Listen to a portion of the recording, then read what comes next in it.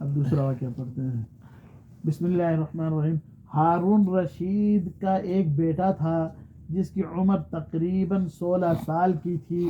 وہ بہت کثرت سے زاہدوں اور بزرگوں کی مجلس میں رہا کرتا تھا اور اکثر قبرستان چلا جاتا. وہاں جا کر کہتا کہ تم لوگ ہم سے پہلے دنیا میں تھے، دنیا کے مالک تھے، لیکن اس دنیا نے تمہیں نجات نہ دی حتیٰ کہ تم قبروں میں پہنچ گئے. کاش مجھے کس طرح خبر ہوتی کہ تم پر کیا گزر رہی ہے اور تم سے کیا کیا سوال و جواب ہوئے ہیں. اور اکثر یہ اشعار پڑھا کرتا تھا: مجھے جنازے ہر دن ڈراتے ہیں اور مرنے والوں پر رونے والیوں کی آوازیں مجھے غمگین رکھتی ہے. ایک دن وہ اپنے باپ بادشاہ کی مجلس میں آیا. اس کے پاس ابھی دیکھیے چھوٹا سا بچہ ہے، اس کی عمر کتنی بتائی؟ 16 سال ہے. اور کس کا لڑکا ہے؟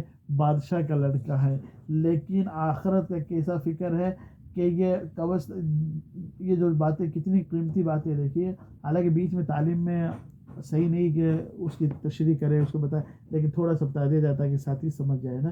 دیکھیے ابھی 16 سال ہے نا بچے کی عمر ہے، اور زاہدوں یعنی جو مجاہدے کرنے والے تھے، اس وقت نفس کے خلاف چلنے والے تھے، نفس کو کنٹرول میں رکھنے والے تھے، اللہ والے تھے، ذکر کرنے والے تھے، عبادت کرنے والے تھے، ان لوگوں کے پاس اس کا شوق تھا کہ اس کے پاس جاتا تھا.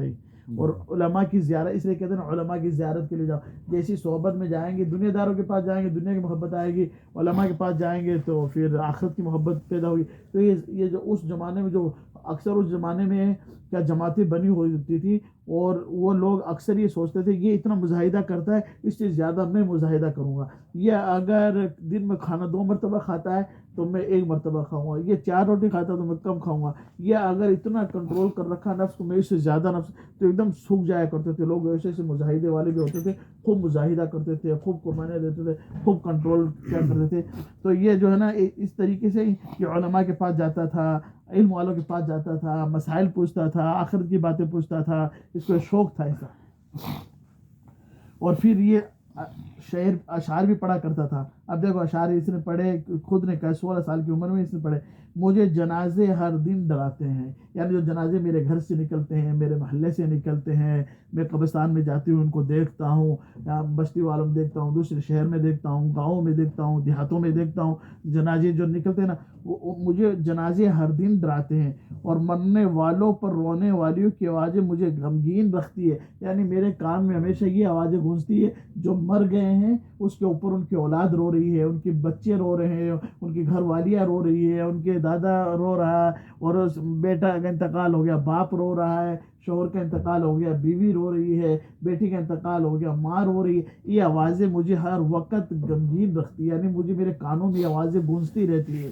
یعنی میں ان کو منظر کو، ہم کیا کرتے ہیں کہ تھوڑی دیر میں انتقال ہو گیا تو پھر تھوڑی دیر کے بعد بھول جاتے ہیں کہ کون مرا کون جیا کیا ہو گیا. لیکن یہ کہہ کے اس بات کو اپنے دل میں بٹھاتا کہ جس طریقے آج اس کا جنازہ نکلا، یہ لوگ رو رہے ہیں، اسے میرے اوپر بھی رونے والے ہوں گے.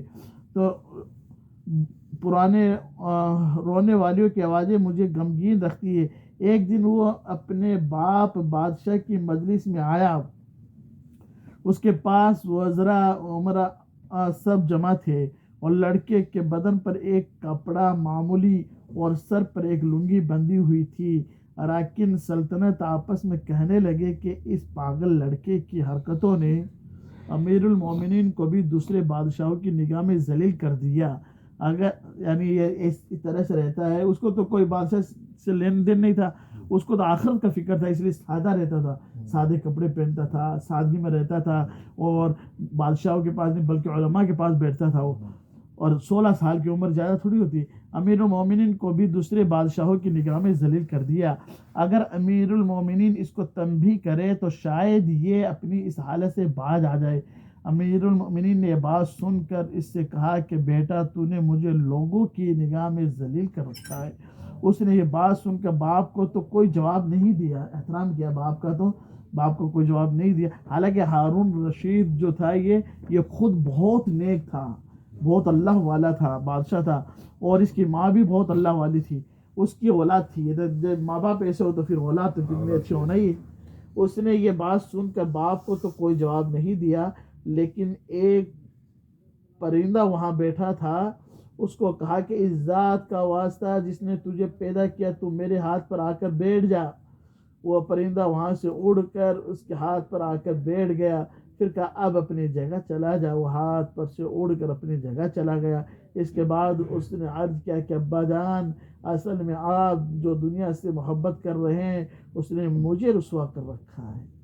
ابا جان ایسا نہیں کہ میں تمہیں لوگوں کے سامنے رسوا کر رکھا. اب یہاں پر ایک کرامت بھی ظاہر ہوئی. کیا ہوئی کہ اس نے جیسے کہتے ہیں کہ اللہ کے جو اللہ کا ہو جاتا ہے وہ اللہ اس کا ہو جاتا ہے. اب اس نے وہ پرندہ تھا, اس پرندے کو اللہ کے حکم نے کہا, وہ پرندہ اڑ کر اس کے ہاتھ پہ آ گیا. اب اس پرندے کو آپ بلایا میں بلایا تو آ سکتا ہے کیونکہ اس کا تعلق اللہ کی ذات کے ساتھ میں تھا. تو اس نے اس باپ کو دکھایا کہ دیکھ اصل اللہ کی ذات کے ساتھ تعلق رکھے گا تو تیری دنیا کیا بات مانے گی بلکہ جانور بھی تیری بات مانیں گے. سبحان اللہ. تو وہ اس نے بتایا اور بادشاہ تو کیا بادشاہ وقت کا میں ہوں تو جانور میرے پاس آ کے بیٹھ گیا.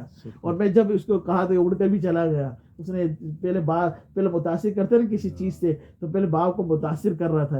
باپ کو جواب کچھ نہیں دیا ادب احترام, لیکن پہلے باپ کو ایک چیز دکھا کر متاثر کر کے پھر جواب دیا کہ ابا جان آپ جس سے رسوا آپ کو جو سلطنت کے جو بادشاہ لوگ بیٹھے تھے وہ کہہ رہے تھے نا کہ میں اس سادگی کے اندر رہ کر آپ کو رسوا کر رہا ہوں, بلکہ میں آپ کو رسوا نہیں کر رہا ہوں بلکہ دنیا سے لوگ آپ کو رسوا کر رہے ہیں. کہ آپ کے سامنے بیٹھ کے اچھی اچھی باتیں کر رہے ہیں نا یہ کوئی کام نہیں آئے گا آپ کو.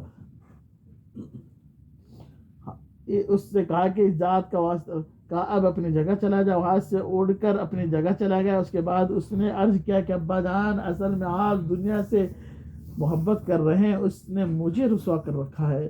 اب میں نے یہ ارادہ کر لیا ہے کہ آپ سے جدائی اختیار کر لوں. اب میں نے یہ ارادہ کر لیا کہ اب میرے یہاں کیونکہ آپ مجھے تنبیہ کریں گے آپ میرے باپ رہ گئے اور آپ مجھے جو ہے دوسرا راستے کی طرف یعنی اچھا کھانا اچھا پینا اچھا تو میرا مجاہدہ ختم ہو جائے گا اور میں آرام پرست بن جاؤں گا. جب میں آرام پرست بن جاؤں گا تو دین سے دور چلا جاؤں گا. اس لیے اگر میں بار بار آپ کہیں گے میں آپ کی بات کو نہیں مانوں آپ کی نافرمانی ہوگی ناراضگی ہوگی. اس سے بہتر یہ کچھ دنوں کے لیے میں دوسرے جہاں پر نیک لوگ رہتے ہیں اللہ والے رہتے ہیں ان کی بستی میں چلا جاؤں, اس محل کو چھوڑ کے وہاں چلا جاؤں اور پھر تھوڑے دن کے بعد آپ سے ملاقات کے لیے آ جاؤں گا. اس طریقے سے تاکہ میں آپ تھوڑے دن الگ ہو جاؤں. عرض کیا بجان اصل میں یہ ارادہ کر لیا کہ آپ سے جدائی اختیار کر لوں. یہ کہہ کر وہاں سے چل دیا اور ایک قرآن شریف صرف اپنے ساتھ لیا. چلتے ہوئے ماں نے ایک بہت قیمتی انگوٹھی بھی اس کو دے دی کہ احتیاج کے وقت اس کو فروخت کر کے کام ملا ہے. ماں کا دل جلتا ہے نا تو ماں نے کہا کہ بیٹے تو جا رہا گھر کو چھوڑ کے بادشاہت کو چھوڑ کے تو جا رہا ہے تیری عمر ہی کیا ابھی کھیلنے کی ہے گھومنے کی ہے پھرنے کی ہے اور آرام کرنے کی ہے, لیکن اب تو گھر سے جا رہا ہے تو اب وہ بچہ نے ارادہ کر لیا کہ اب میں الگ ہو جاؤں گا اللہ کی عبادت کروں گا علم سیکھوں گا. تو وہ جانے لگا تو ماں کا دل جلا. تو ماں نے جو ہے ایک بہت قیمتی انگوٹھی تاکہ کہیں پھنس جائے بچہ کہ مصیبت میں آ جائے کچھ تو اس کو بیچ کر کم سے کم اپنا گزارا تو کر لے گا. اپنے ساتھ لیا چلتے جدائی اختیار کر لوں یہ کہہ کر وہاں سے چل دیا اور ایک قرآن شریف کیا لیا پورے محل سے کیا لیا صرف قرآن شریف ہاتھ میں دیا. اور جو قرآن کو اپنا دوست بنا لے جو قرآن سے محبت کر لے اور جو قرآن کو اپنے سینے سے لگا لے سب کچھ اس کے پاس آ گیا. وہ ایک دکھا دیا اور ایک سبق بتا کے چلا گیا. بدان میرے لیے قرآن ہے سب سے بڑی دولت اور اگر جو قرآن جس کے ہاتھ میں آ گیا اصل بادشاہ میں ہوں تو میرے میں قرآن کو لے کر سینے سے لگا کر میں اور کوئی چیز نہیں لے کے جا رہا صرف قرآن کو لے کے جا رہا ہوں. کیا جدائی اختیار کر لوں یہ کہہ کر وہاں سے چل دیا اور ایک قرآن شریف صرف اپنے ساتھ لیا. چلتے ہوئے ماں نے ایک بہت قیمتی انگوٹھی بھی اس کو دی کہ احتیاج کے وقت اس کو فروخت کر کے کام ملائے. وہاں سے چل کر بصرہ پہنچ گیا. بصرہ میں اللہ والے بہت گزرے ہیں. یہ بغداد میں بصرہ میں بہت اللہ والے گزرے اور مزدوروں میں کام کرنے لگا. مزدوروں میں جا کے کام کرنے لگ گیا. ہفتہ میں صرف ایک دن شنبہ کو مزدوری کرتا اور 8 دن تک وہ مزدوری کے پیسے خرچ کرتا. یہ کون ہے؟ یہ بادشاہ کا لڑکا ہے اور کسی سے بھیک نہیں مانگ رہا بلکہ یہ بھی بتا دیا کہ محنت بھی کر رہا ہوں اور اپنی زندگی کو سنوار بھی رہا ہوں. تو 8 دن تک اور فضول خرچی نہیں کرتا. وہ مزدوری کے پیسے خرچ کرتا اور 8ویں دن پھر شنبہ کو مزدوری کر لیتا اور 1 درم اور 1 وانک یعنی درم کا چھٹا حصہ مزدوری لیتا. اس زمانے کے اندر یہ چیزیں چلتی تھی تو اس کو وہ لے لیا کرتا. اس سے کم زیادہ نہ لیتا نہ اس سے کم لیتا نا مثلا 6 ریال یا 7 ریال سمجھو مثلا 6 ریال لیتا یعنی اس زمانے 6 ریال یا 7 ریال تو روزانہ ایک ہی خرچ کر لیتا. تو تاکہ میرا 6 دن کام چل جائے، 7 دن کام پہ چلا جاتا ہوں، صرف نہ اس سے زیادہ لیتا نہ اس سے کم، کہ میرا بس اتنا ہی روز کا خرچ ہے، میں اتنا ہی لوں گا۔ فروخت کر کے کام میں لائے، وہاں سے چل کر بصرہ پہنچ گیا۔ 8 دن تک وہ مزدوری کے پیسے خرچ کرتا اور 8ویں دن پھر شنبہ کو مزدوری کر لیتا، اور 1 درم اور 1 وانق یعنی درم کا چھٹا حصہ مزدوری لیتا، اس سے کم یا زیادہ نہ لیتا۔ 1 وانق روزانہ خرچ کرتا۔ ابو عامر بصری رحمۃ اللہ علیہ کہتے ہیں کہ میری ایک دیوار گر گئی تھی، اس کو بنوانے کے لیے میں کسی معمار کی تلاش میں نکلا۔ کسی نے بتایا ہوگا کہ یہ شخص بھی تعمیر کا کام کرتا ہے۔ میں نے دیکھا کہ نہایت خوبصورت لڑکا بیٹھا ہے، ایک زنبیل پاس رکھی اور قرآن شریف دیکھ کر پڑھ رہا ہے۔ میں نے ان سے پوچھا کیا لڑکے مزدوری کرو گے؟ کہنے لگا کیوں نہیں کریں گے، مزدوری کے لیے تو پیدا ہی ہوئے ہیں، آپ بتائیے کیا خدمت مجھ سے لینی ہے، یعنی عاجزی کیسی ہے؟ ایسے نہیں کہ میں بادشاہ کا لڑکا ہوں میں مزدوری کے، بلکہ فرمایا ہاں مزدوری کے لیے تو پیدا ہی ہوئے ہیں اور مزدوری تو کرنا ہی عاجزی کے ساتھ، انکساری کے ساتھ۔ اب دیکھیں وہ خدمت لینی ہے، میں نے کہا گارے مٹی تعمیر کا کام لینا ہے، اس نے کہا کہ 1 درم اور 1 وانق مزدوری ہوگی، اور نماز کے اوقات میں کام نہیں کروں گا، مجھے نماز کے لیے جانا ہوگا۔ میں نے اس کی دونوں شرطیں منظور کر لی اور اس کو کام پر لگا دیا۔ ابھی دیکھیں ہم کہیں پہ جاتے نا تو اس بچے کی بات سے ہمیں ایک سبق سیکھنا چاہیے۔ سبق یہ ہے، دیکھیں یہ اس بچے نے 2 شرطیں رکھی۔ ہم کیا کرتے ہیں، کہیں جاتے ہیں تو سب سے پہلے ہم پوچھتے ہیں کیا پگار دے گا، سب سے پہلے ہم یہ پوچھتے ہیں کیا دے گا، وہ بولے گا کہ میں تیرے کو 100 ریال دے گا، 150 ریال دے گا، ٹھیک ہے ٹھیک ہے۔ اور پھر ہم دوسری شرط کیا کرتے ہیں، کام کتنی دیر کروائے گا، وہ بولے گا 8 گھنٹے، کیا ٹھیک۔ پھر تیسری کھانا بھی دے گا، اور کھانا بھی دے گا، یہ ہو گئی جلدی بس۔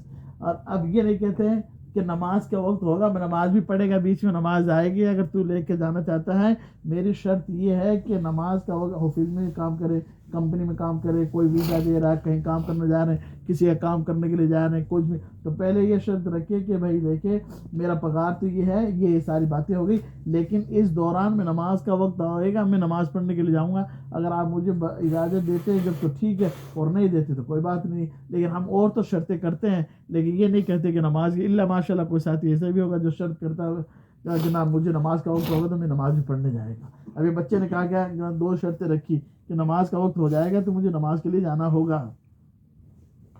دونوں شرطیں منظور کر لی اور اس کو کام پر لگا دیا۔ مغرب کے وقت جب میں نے دیکھا تو اس نے 10 آدمیوں کے بقدر کام کیا، میں نے اس کو مزدوری میں 2 درم دیے، اس نے شرط سے زائد لینے سے انکار کر دیا اور 1 درم اور 1 وانق لے کر چلا گیا۔ دوسرے دن میں پھر اس کی تلاش میں نکلا، وہ مجھے کہیں نہ ملا۔ میں نے لوگوں سے تحقیق کیا کہ ایسی صورت کا ایک لڑکا مزدوری کیا کرتا ہے، کسی کو معلوم ہے کہ وہ کہاں ملے گا؟ لوگوں نے بتایا وہ صرف شنبہ ہی کے دن مزدوری کرتا ہے، اس سے پہلے تمہیں کہیں نہیں ملے گا۔ وہ صرف جہاں یہ ناکا جو چھپرا بولتے ہیں نا ہم لوگ، ایسے ہی وہ یہاں آئے گا، لیکن ہفتے میں 1 دن ہی آتا ہے وہ، باقی وہ جنگلوں کی طرف، علماء کی طرف، اللہ والوں کی طرف، اس میں اپنے آخرت کی تیاری میں لگا رہتا ہے، اور جب اس کے پاس یہ 6 ریال ختم ہو جاتی ہے تو اس دن آتا ہے اور مزدوری کرتا ہے۔ اس سے پہلے تم اسے تلاش کرو گے وہ تمہیں کہیں نہیں ملنے والا، بس وہ اسی دن آئے گا۔ مزدوری کیا کرتا ہے، کسی کو معلوم ہے کہ وہ کہاں، پہلے تمہیں کہاں ہی نہیں ملے گا۔ مجھے اس کے کام کو دیکھ کر ایسی رغبت ہوئی کہ میں نے 8 دن کو اپنی تعمیر بند کر دی اور شنبہ کے دن اس کی تلاش میں نکلا۔ وہ اسی طرح بیٹھا قرآن شریف پڑھتا ہوا ملا، میں نے سلام کیا اور مزدوری کرنے کو پوچھا، اس نے وہی پہلی 2 شرطیں بیان کی، میں نے منظور کر لی، وہ میرے ساتھ آ کر کام میں لگ گیا۔ مجھے اس پر حیرت ہو رہی تھی کہ پچھلی شنبہ کو اس اکیلے نے 10 آدمیوں کا کام کس طرح کر لیا، اس لیے اس مرتبہ میں نے اسی طرح چھپ کر وہ مجھے نہ دیکھے، اس کے کام کرنے کا طریق دیکھا، یہ منظر دیکھا کہ وہ ہاتھ میں گارا لے کر دیوار پر ڈالتا ہے اور پتھر اپنے آپ ہی ایک دوسرے کے ساتھ جڑتے چلے جاتے ہیں۔ مجھے یقین ہو گیا کہ اللہ کا ولی ہے اور اللہ کے اولیاء کے کاموں کی غیب سے مدد ہوتی ہے۔ جب شام ہوئی تو میں نے اس کو 3 درم دینا چاہا، اس نے لینے سے انکار کر دیا کہ میں اتنے درم کیا کروں، اور 1 درہم اور 1 وانق لے کر چلا گیا. ہمیں کوئی دے دو, ہم جلدی دے, تو زیادہ دے. لڑ لیتے ہیں, غصہ ہو جاتا ہے, کیا ہو جاتا ہے. لیکن یہ دیکھو, میں نے 1 ہفتہ پر انتظار کیا. تیسرے شنبہ کو پھر میں اس کی تلاش میں نکلا, مگر وہ مجھے نہ ملا. میں نے لوگوں سے تحقیق کی, یعنی تیسرے ہفتے جب میری دیوار کا کام پورا نہیں ہوا, کچھ باقی رہ گیا, پھر میں تیسرے ہفتے پھر نکلا اس کی تلاش میں کہ میں اب 8 دن میں 1 دن ہی کام کرواتا ہے, یا اس کو دیکھتا ہے کہ یہ اللہ والا کس طریقے سے کام کرتا ہے, اس کے ساتھ اللہ کی کیسی مدد ہے. تو ابھی تیسرے ہفتے کے لیے پھر اس کے پاس گیا, تحقیق کیا ہے. ایک شخص نے بتایا کہ وہ 3 دن سے بیمار ہے. اب تیسری مرتبہ اس کو نہیں ملا, کیا کہا ہے, وہ بیمار ہے. فلا دیرینا جنگل میں پڑا ہے, یعنی ایک جنگل ہے, ویران جنگل ہے, وہ اس جنگل میں ہے, 3 دن سے بیمار ہے. جو لوگ اس کے ساتھ رہتے تھے ان کو سب کو خبر تھی اس کی. میں نے ایک شخص کو اجرت دے کر اس پر راضی کیا کہ وہ مجھے اس جنگل میں پہنچا دے, یعنی وہ کہاں جگہ ہے, پھر جنگل میں کہاں تلاش کروں گا. تو اس نے کچھ اجرت دی, میں تم کو اتنی مزدوری دے دوں گا, اب مجھے وہاں تک پہنچا دو. وہ مجھے ساتھ لے کر اس جنگل ویران میں پہنچا, تو میں نے دیکھا وہ بے ہوش پڑا ہے, آدھی اینٹ کا ٹکڑا سر کے نیچے رکھا ہوا. کون ہے؟ بادشاہ کے لڑکا ہے, جنگل میں ہے, 16 سال کی عمر ہے, اللہ کا ولی, اور جنگل ویران جنگل میں. چاہتا تو اچھے بستروں پہ سوتا تھا, چاہتا اچھی جگہ, پورے بستر, آگے پیچھے نوکر رہتے تھے. لیکن دیکھو اللہ کو پانے کے لیے کتنی بڑی قربانی دی. آدھی اینٹ کا ٹکڑا سر کے نیچے رکھا ہوا ہے. میں نے اس کو سلام کیا, اس نے جواب نہ دیا. میں نے دوسری مرتبہ سلام کیا تو اس نے آنکھ کھولی اور مجھے پہچان لیا. میں نے جلدی سے اس کا سر اینٹ پر سے اٹھا کر اپنی گود میں رکھ لیا. اس نے سر ہٹا لیا اور چند اشعار پڑھے, جن میں سے 2 یہ ہیں: میرے دوست, دنیا کی نعمتوں سے دھوکے میں نہ پڑ. یہ نعمتوں کو دیکھ ایسے مت دیکھ میرے سے اللہ راضی ہو گیا, یہ مجھے مل رہا ہے, یہ مجھے مل رہا ہے, یہ دھوکے کی زندگی ہے. میرے دوست, دنیا کی نعمتوں سے دھوکے میں نہ پڑ. عمر ختم ہوتی جا رہی ہے اور یہ نعمتیں سب ختم ہو جائے گی. جب تو کوئی جنازہ لے کر قبرستان میں جائے تو یہ سوچتا رہا کر کہ تیرا بھی ایک دن اسی طرح جنازہ اٹھایا جائے گا, تیرا بھی آئے گا اسی طریقے سے جنازہ. یعنی قبرستان میں جا کے غافل مت ہونا, باتوں میں مت لگنا, بلکہ تو یہ دیکھنا کہ جیسے یہ لوگوں کا جنازہ آیا ہے, اس سے پہلے لوگ سو رہے ہیں, ایک دن تیرا جنازہ بھی ایسا آئے گا. کیا نصیحت کی اس نے, اس کو دیکھو اشعار کے اندر. اس زمانے میں شعر شاعری میں باتیں ہوتی تھی زیادہ, وہ باتیں کہہ دی. اس کے بعد اس نے مجھ سے کہا کہ ابو عامر, جب میری روح نکل جائے تو مجھے نہلا کر میرے اسی کپڑے میں مجھے کفن دینا. میں نے کہا, میرے محبوب, اس میں کیا حرج ہے کہ میں تیرے کفن کے لیے نئے کپڑے لے آؤں؟ اس نے جواب دیا کہ نئے کپڑوں کے لیے زندہ لوگ زیادہ مستحق ہیں, یعنی نئے کپڑے تو زیادہ, جو زندہ لوگ ان کو چاہیے وہ زیادہ حقدار ہے. اور یہ جواب حضرت ابوبکر صدیق رضی اللہ تعالیٰ عنہ کا جواب ہے. حضرت ابوبکر صدیق رضی اللہ تعالیٰ نے بھی یہ کہا تھا کہ مجھے اپنے پرانے کپڑوں کے اندر ہی کفن دے دینا. انہوں نے بھی اپنے وصال کے وقت یہی فرمائش کی تھی کہ میری انہی چادروں میں کفن دے دینا. اور جب ان سے نئے کپڑے کی اجازت چاہی گئی تو انہوں نے یہی جواب دیا تھا. لڑکے نے کہا, کفن تو پرانا ہو یا نیا بہرحال بوسیدہ ہو جائے گا, آدمی کے ساتھ تو صرف اسی کا عمل ہی رہتا ہے. کیا جواب دیا کہ آدمی کے ساتھ تو صرف کتنا اچھا اس کو بہترین قیمتی کفن پہنا دو, لیکن اس کے ساتھ اس کا عمل کام آئیں گے. اور یہ میری لونگی اور لوٹا قبر کھودنے والے کو مزدوری میں دے دینا. اور یہ انگوٹھی اور قرآن شریف ہارون رشید تک پہنچا دینا. کیا کہا, وہ انگوٹھی اور قرآن شریف جو محل سے لے کے نکلا تھا ہمیں, یہ میری والدہ کو واپس پہنچا دینا. میں نے اس کو استعمال نہیں کی, اور جو قرآن لے کے آیا تھا یہ قرآن بھی ان کو واپس دے دینا, اور یہ جو انگوٹھی لے کے آیا تھا یہ انگوٹھی بھی ان کو واپس دے, ہارون رشید تک پہنچا دینا.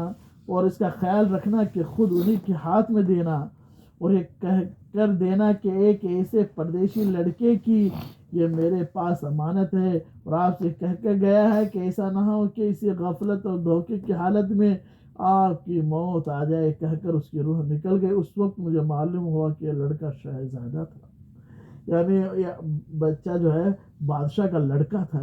اور جو شہزادہ تھا جسے میں نے کام کروایا, اور جنگل میں اس شہزادے کی روح قبض ہو رہی ہے, اور یہ شہزادہ پھر کے باپ کے پاس ایسے اس کو اب تک بھی نہیں کہہ رہا کہ میں شہزادہ ہوں، یعنی بڑائی نہیں کر رہا کہ میں شہزادہ ہوں یا میں بادشاہ کا لڑکا ہوں، بلکہ ایک اشارتاً بات کہہ رہا ہے، اشارہ دے رہا ہے کہ ایک پردیسی لڑکے کی امانت ہے، اور تم یہ بات ہارون رشید تک پہنچا دینا، اور یہ چیزیں ہارون رشید کے ہاتھ میں ہی دینا، تاکہ اس کو پتہ چلا تیرا لخت جگر دنیا سے جا چکا ہے، اور تجھے وصیت بھی کر کے گیا۔ دیکھیں اس کے انتقال کے بعد اس کی وصیت کے موافق میں نے اس کو دفن کر دیا، اور دونوں چیزیں گورکن کو دے دی، جو قبر کھودنے والا تھا، اور قرآن پاک اور انگوٹھی لے کر بغداد پہنچا، اور قصر شاہی کے قریب پہنچا تو بادشاہ کی سواری نکل رہی تھی، میں ایک اونچی جگہ کھڑا ہو گیا، اول ایک بہت بڑا لشکر نکلا جس میں تقریباً 1000 گھوڑے سوار تھے، اس کے بعد اسی طرح ایک کے بعد یہ اگر 10 لشکر نکلے، ہر ایک میں تقریباً 1000 سوار تھے، یعنی 10 لشکر نکلے، ہر ایک کے اندر 1000 گھوڑے تھے، 1000 سوار تھے، تو 10 نکلے تو 10,000 کا لشکر اب نکل رہا، 10,000 کے لشکر ہارون رشید اس لڑکے کے شہزادے کا باپ تھا، اب وہ بادشاہ نکل رہا ہے۔ اس کے بعد کس چیز کی کمی تھی؟ اگر چاہتا تو اچھی اس طرح کی زندگی گزارتا، لیکن اس کو چھوڑ کر اللہ کے راستے کو اختیار کیا۔ ہر ایک میں تقریباً 1000 سوار تھے، 10ویں جتھے میں خود امیر المومنین بھی تھے۔ میں نے زور سے آواز دے کر کہا کہ اے امیر المومنین، آپ کو حضور اقدس صلی اللہ علیہ وسلم کے قرابت رشتہ داری کا واسطہ ذرا سا توقف کر لیجئے۔ میری آواز پر انہوں نے مجھے دیکھا تو میں نے جلدی سے آگے بڑھ کر کہا کہ میرے پاس ایک پردیسی لڑکے کی امانت ہے جس نے مجھے یہ وصیت کی تھی کہ دونوں چیزیں آپ تک پہنچا دوں۔ بادشاہ نے ان کو دیکھ کر پہچان لیا، تھوڑی دیر سر جھکایا، ان کی آنکھوں سے آنسو جاری ہو گئے، اور ایک دربان سے کہا کہ اس آدمی کو اپنے ساتھ رکھو، جب میں واپسی پر بلاؤں تو میرے پاس پہنچا دینا۔ جب وہ باہر سے واپسی پر مکان پر پہنچے تو محل کے پردے گرا کر دربان سے فرمایا اس شخص کو بلا کر لاؤ، اگرچہ وہ میرا غم تازہ ہی کرے گا۔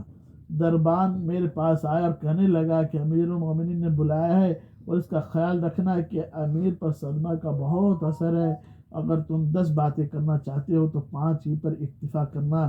یہ کہہ کر وہ مجھے امیر کے پاس لے گیا۔ اس وقت امیر بالکل تنہا بیٹھے تھے کہ مجھ سے فرمایا کہ میرے قریب آ جاؤ۔ میں قریب جا کر بیٹھ گیا۔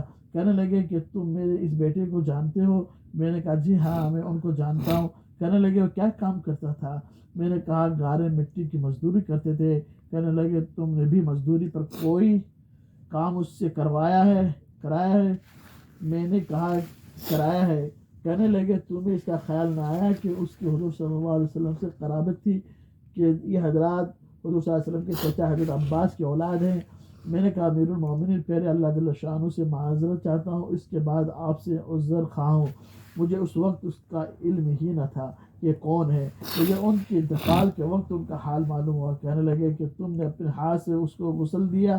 میں نے کہا کہ جی ہاں۔ کہنے لگے اپنا ہاتھ لاؤ۔